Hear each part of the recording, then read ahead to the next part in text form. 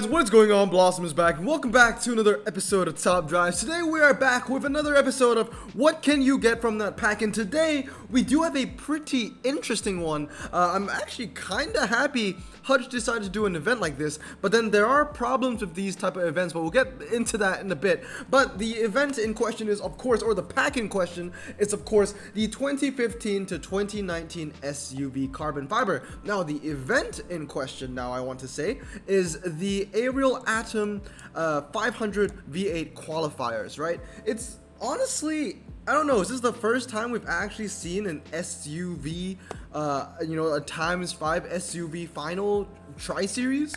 Obviously this isn't the final requirements, but what I mean is, SUV being a rec in one of the 3 tri-series requirements, right? So either it be a qualifier, prelimination, or preliminary, or final. It's very rare that you see these, so it's very interesting. These are cars that, people don't usually talk about, but obviously this pack that I'm going to review will be holding all of the cards. So first of all, I'm going to show you what I'm running with, obviously. So this is my collection, right?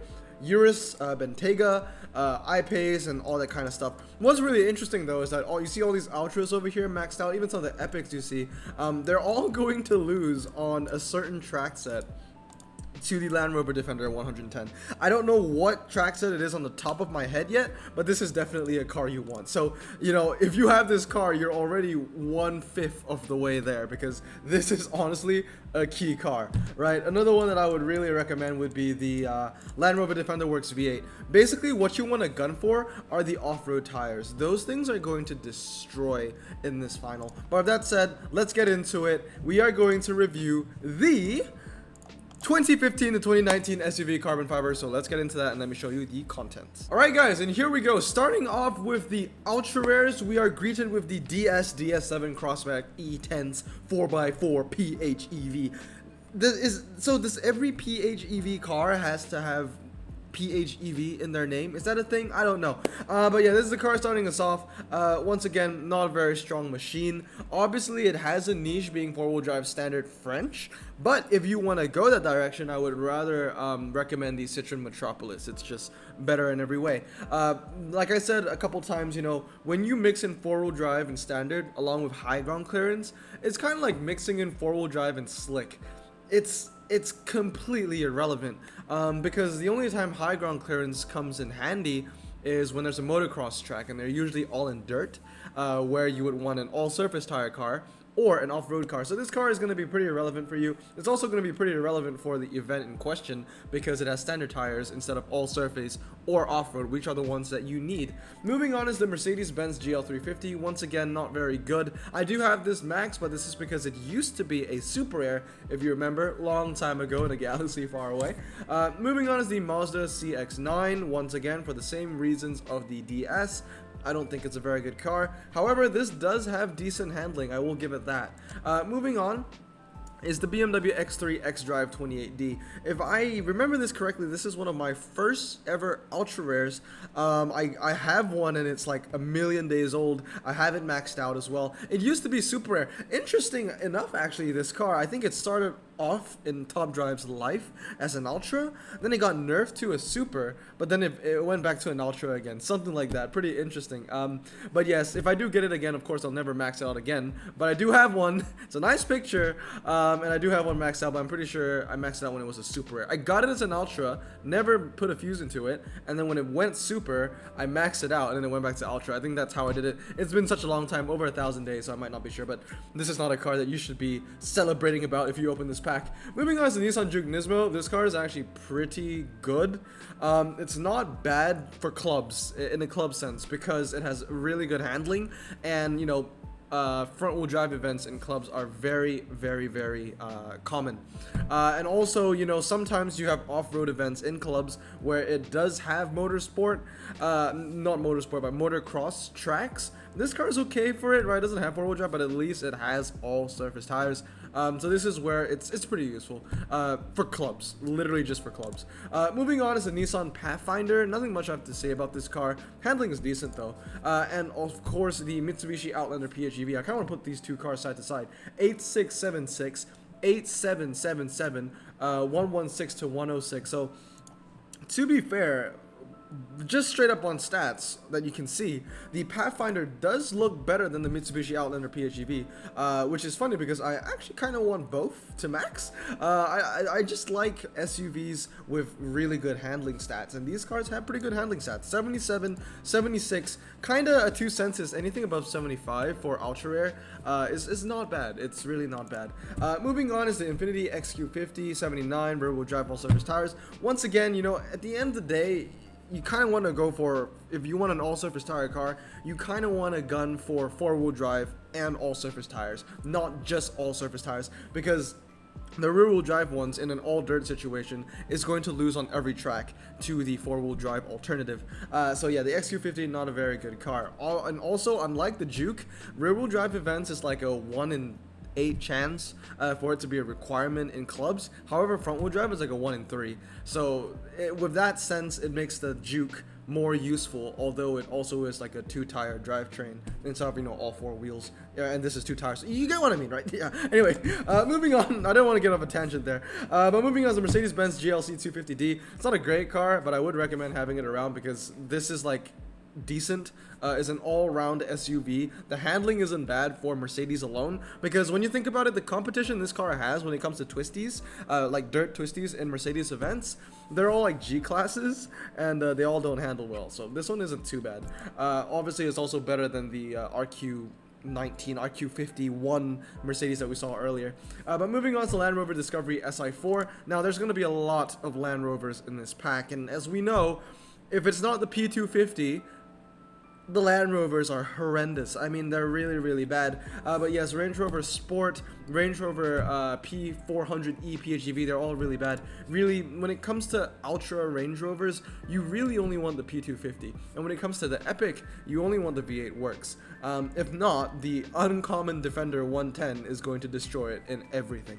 Anyway, moving on is the Cadillac Escalade ESV, which is basically a Trailblazer Supersport, not Supersport, is it? No, it's just SS. Trailblazer SS with a little more handling, but also it's slower to 60. So, you know, those cars are kind of, you know, in the same boat. This one's the more all-round version, and the Trailblazer is more of the drag-only version.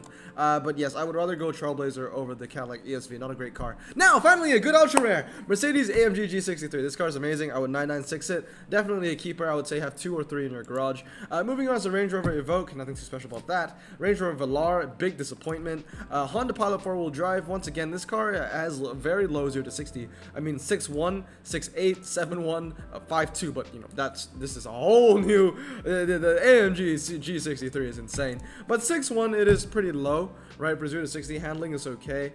In terms of just sheer how fast you can go to 60 for Japanese ultra rares, SUV, 4-wheel drive, all surface, this is the fastest. That's it. That's its niche. I wouldn't be too excited about getting that. But moving on is the Chevrolet Tahoe Custom. Everybody knows this. I love this car. My hat is literally, I named it after the Tahoe Custom. Won me the Demon. But outside of winning me the Demon, this car just isn't very good. It's a worse version of the Pontiac Torrent GXP, which I would rather recommend. And of course, if we take all surface out of the equation, but we keep American in the equation, or just really off-road in the equation, the Colorado ZR2 is the king of the crop when it comes to ultras. Anyway, moving on is the Mini JCW All-4 Countryman, which is the best Mini in the game. So if you do get this, at least you have that little bit of pride where you can say, oh, I got the best Mini in the game. It's not a good one. I mean, it's actually okay, but it's not Colorado amazing. But moving on is the Maserati Levante Diesel, along with the Infiniti QX30.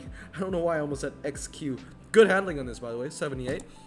And finally is the BMW X1, and that wraps up all of our ultras. The X1's a great car. It's pretty light, being the SUV that it is, and the handling is good. I have it maxed out. 83 handling, not a bad car. Not a bad car at all. Not a bad car at all. Anyway, moving on to epics now. We got a couple here to look at. We start off with the Volkswagen Touareg. It's not a bad looking Volkswagen, all things considered, but those are some bad looking stats. Moving on is the Nissan Patrol Nismo. This one is an all-rounder. I think it hits about 4.9 79 0 to 60, 82, 81 handling, something like that. I haven't maxed out. I had 4 of these at one point because it used to be Ultra, and I do regret it because I have fused a lot of them when they were Ultra. I did not expect this card to ever go epic, but it did. But yeah, I ended up only keeping 1 maxed, and I think I had like 4 at one point, and I fused the other 3, which is, you know, quite sad, considering I could have had 3 extra epic fuse material, or even max them all out and have just 4 max epic patrols. But moving on to the Range Rover Evoque Autobiography Dynamic, along with the Range Rover 5.0 V8. This one's actually pretty decent for the drags, 996 car. And this one obviously is a 969 car, and definitely a Blossom choice. In fact, you could say that this is the first, maybe second, okay, I would say second Blossom choice. The first Blossom choice would be the AMG G63. The second one would go to the Land Rover Defender Works V8. This car is going to win you a lot of races in the qualifiers, I'm pretty sure. I honestly can't remember the track sets in the qualifiers. I just know that there are a couple twisty and it's all off-road. I don't know how many drags there are. I think like 1 or 2. So this one's a great one for the twisties. It's the best one to get. Anyway, because it's going to be the Defender 110, which beats like almost everything else. XT5, it's a great car. Once again, another one of those cars that used to be Ultra when Epic. Amazing handling, right? 77 hits 85, maxed out. 0 to 60 is quite low as well. Great all-rounder car. Moving on to the BMW X4 along with the QX70. This was a car that also used to be Ultra, and yeah, I really wish I got it. It's such a great car. One of my friends back in the day, because this was back in 2017 when this car was an Ultra, I know, 2017, pretty long time ago, he got it from a x5 carbon fiber pack. Omar, if you're watching my videos, I'm pretty sure you don't anymore because you don't even play top drives anymore, but I remember he got this. I was chilling with him in the library and he got this from a x5, and I was just like, oh my god, I need this car, and I never got it. I've actually never unpacked this car ever. I did not get it when it was Epic either. But yeah, it's a great car. It was definitely a great car when it was Ultra. But yeah, I mean, obviously now it's an Epic. It deserves to be where it's at, but then again, it isn't the best anymore in anything. It used to be the best Ultra. But yeah, moving on to the GMC Acadia Denali, along with the BMW X2, the Mercedes AMG ML63, and the Volvo XC90. All of them kind of just The XC90, you know, has handling for it. It has handling going good for it. Why can I not speak today? But yeah, 78 handling is very, very decent. So very impressive showing from the XC90. Obviously, it also has a niche, literally being it's Swedish. But yeah, moving on, we have the Jaguar F-Pace and the BMW X5 M50D. This is one of the few BMWs that has amazing MRA. I think it's like 89 or something. It's very good. Honestly, like, if you just want a dragster BMW SUV, I could 996 this. I don't think it would be a bad option because the MRA is really good. Moving on, we did a little skip. Mercedes AMG GLE 63S. Once again, another drag-oriented SUV. This is the one you want. You don't want the ML63. You want the AMG GLE 63S. Moving on to the Maserati Levante S, along with the X3 M40i, my mom's car, which isn't good anymore. It used to be amazing. It used to have 88 MRA, and you know, the 0 to 60 was low and the handling was good, and I had one maxed out until I didn't. Got rid of it because the nerf just killed it, man. The nerf killed this car. It's so sad. But moving on is the Jaguar I-Pace. Amazing machine.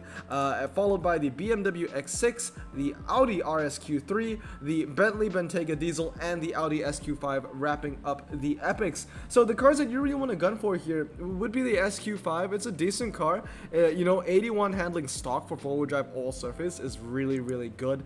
Bentayga, you know, it's a pretty good car as well. I've heard a lot of good reviews on the Bentayga. I've never owned it personally. I know it was a prize car at one point, like a tier 2 prize car at one point, but that wasn't a final where I got the first place. I think that was the Eurus finals. And the X6 is a great one too. It has the same MRA as the X3 M40i, but unlike the X3 M40i, this did not get nerfed to hell. So this one's pretty good as well. Anyway, moving on to Legendaries now. I just think it's amazing that I'm clicking my mouse with my left hand, even though my mouse is on the right side. You know, everybody's mouse is on the right side, but I'm left-handed. So fun fact of the day, Blossom's left-handed. But yeah, Range Rover Velar SVA Autobiography and the Range Rover Sport SVR, and that's it. That's enough Range Rovers. That's literally almost every Range Rover in the game. It's a Range Rover pack. Moving on is the Porsche Macan GTS, the Bentley Bentayga W12, which is one of the most disappointing Legendaries ever. And then the Porsche Macan Turbo, along with the Bentley Bentayga V8, the F-Pace SVR, the Macan Turbo Performance Pro. I've been saying Performante so often, I was going to say Turbo Performante pack, but no. Porsche Macan Performance Pack, the Porsche Cayenne Turbo. Now these cars are actually pretty decent, you know, 3583, 3781. You know, this is like Hellcat 0 to 60 on a 4-wheel drive all-surface car. And finally, the best car you can get, the cream of the crop, is the Alfa Romeo Stelvio Quadrifoglio, right? The Quadra Spaghetti. But yes, it's some pretty nice SUVs, right? I mean, the way I see it, this pack is very good if you play a lot of clubs.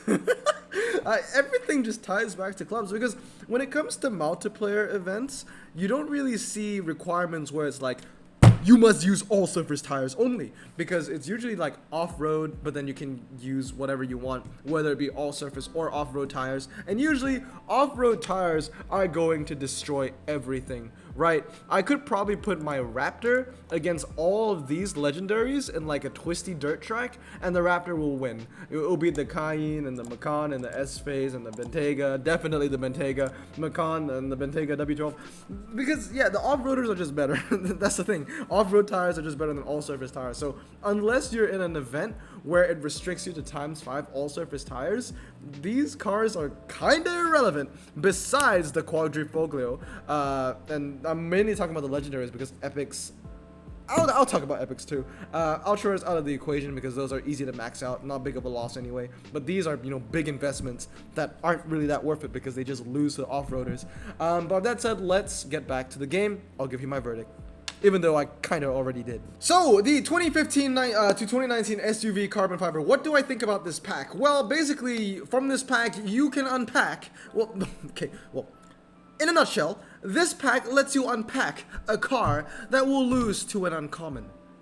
That's it. This is what this pack is. It will give you a car that will lose to the uncommon. Trust me, guys, it's not worth it. Like, if I was going to review a pack that isn't worth it, I've reviewed a lot of bad packs in this series, but this is probably up there with some of the worst. Because a lot of these cars that I reviewed, especially the Ultras, because, you know, Ultras are the main cars that you're going to be getting with the 80% chance or whatever, they're going to lose to this in anything with a turn.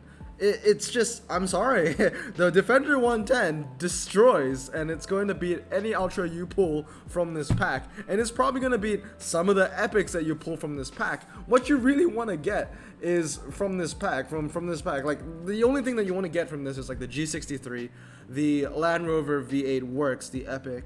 You know, I guess the legendaries would be nice, but once again, like I said, you're not going to be using these legendaries a lot, right? There's a difference. There's definitely a difference between pulling a Porsche GT2 RS and a Porsche Macan GTS, because the GT2 RS is going to get so much more races, like just so much more races compared to the Macan, because first of all, on-road events are just a lot more common, off-road events are not. And if an off-road event does exist, then you want to use off-road tires because they usually beat all surface tires. So it's nice to see a fresh requirement, like I said earlier in the video, at the start of the video even, that, you know, we've never really seen an SUV only event. But at the end of the day, these packs are kind of borderline scam. They're not very good. If you want a Quadrifoglio, you know, the Alfa Romeo, just wait for an Alfa Romeo carbon fiber, or just wait for an Italian Renaissance carbon fiber, because then you at least have a chance of getting a Aventador SV or something like that. This one is just like, I don't even know what to be excited about besides like 2 or 3 cars. The I-Pace is great, right? The I-Pace is great. It's not going to help you in the qualifiers, but that's a great car to pull too. But once again, if you want the I-Pace, might as well just wait for a great exhibition pack, because then you have a chance of getting like the McLaren 720S GT3 and 12C GT3. So with that said, it's not a good pack. There are better packs out there. I would just wait. Obviously, it's not like this pack is gonna win you anything, right? The best this pack can win you, you know, is you get a bunch of good cars. Sorry, wrong event. You get a bunch of good cars, and you get first place in this. And the best thing the pack can win you is the BMW Nazca C2 and a carbon fiber. Like, that's it. And if you had the gold to get the SUV carbon fiber, you might as well save up and get the German Renaissance Coupe carbon fiber when that goes on sale, right? It's It's just common sense at that point. But with that said, hope you guys enjoyed this video. I hope this was informational, informative. I can't speak today because I'm tired. But I hope this video was informative, and I hope you guys have a great day. And I'll see you all next time. Blossom out.